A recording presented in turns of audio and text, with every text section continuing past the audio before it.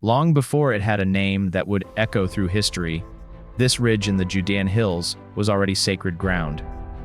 Some say it was here, on Mount Moriah, that Abraham once raised a knife over his only son, before the hand of God stayed his arm. A test of faith on the very hill where a temple would one day stand. But the city itself? The city came later. They called it Jerusalem, surrounded by valleys, defended itself, a fortress before ever a home. For centuries, it belonged to others. The Jebusites held it, certain their walls could never be breached. Then came a shepherd turned king. His name was David. He marched on this stronghold when he was already king over Israel, but without Jerusalem, his kingdom had no heart. And when he took it in a siege that should have been impossible, he didn't just conquer a city. He claimed a destiny. He made it capital. He gave it his name, the city of David. And he brought the Ark of the Covenant, the very presence of God, to rest within its walls. But it was David's son who would go further still.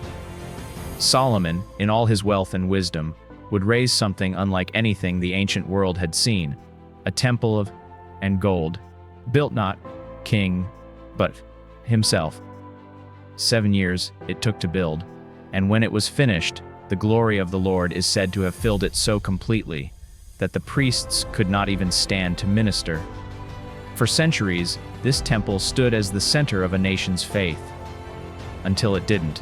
In 586 BC, Babylon came, the walls torn down, the temple burned to ash, and the people of Jerusalem were dragged into exile, weeping by rivers that were not their own.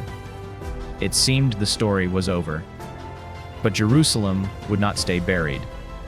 Decades later, the exiles returned. They rebuilt the walls, stone by stone, under threat and hardship. They raised a second temple on the ashes of the first. And centuries after that, a new ruler would transform it again. Herod the Great, brutal, ambitious, and obsessed with legacy, expanded the temple into one of the most staggering structures the ancient world had ever witnessed. White stone and gold, visible for miles. Some said it looked from a distance like a snow-capped mountain. Walk through the gates in those days, and the city swallows you whole. The market roars with life. Merchants shouting over baskets of grain, figs, and olives. The scent of fresh bread rising from clay ovens built into courtyard walls. Bronze hammered into shape by craftsmen who have never known another trade. Pilgrims from distant lands, speaking languages you don't recognize, all converging on one place. Climb higher, and the noise begins to fade, because something sacred waits at the top of this hill. This was believed to be the very dwelling place of God among men. Priests moved through its courts every day, performing rituals passed down for generations. Pilgrims journeyed for weeks, through desert, through danger, just to stand within these walls during the great feasts. Passover, Cost, the Feast of Tabernacles. And it was into this city, into this exact moment in history, that a carpenter's son from Nazareth would walk.